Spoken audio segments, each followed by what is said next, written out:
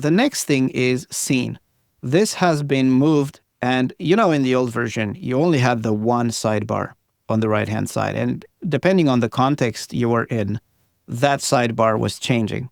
And some of my students actually were quite confused as to what do I have to click on first in order to see something there.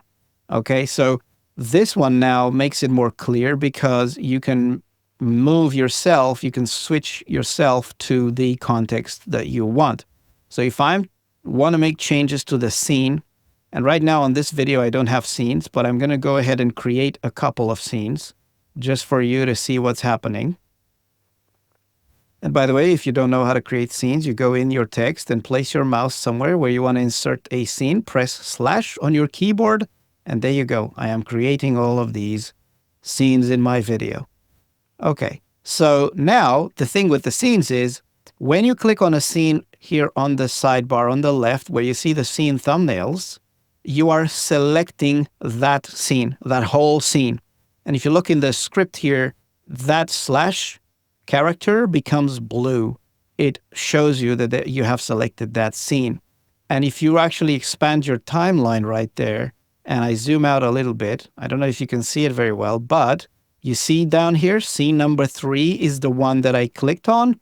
And you see it's blue at the top here, which means it shows me that I've selected that scene. And in that moment, I go to the scene tab, and anything that you see there applies to this scene that you have selected.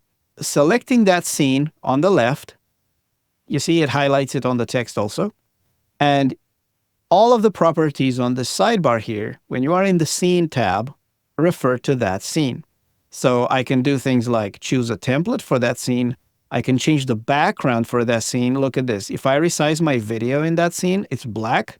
But if I click on this scene number 3 and I go and change the background, plus, and I'm going to make a green background, there you go.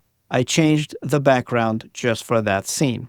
And scenes, they keep the layout and the positioning of your video just in that scene. So that means if I go to scene number 2, my video is again full screen, and if I resize it, you see my background is black again.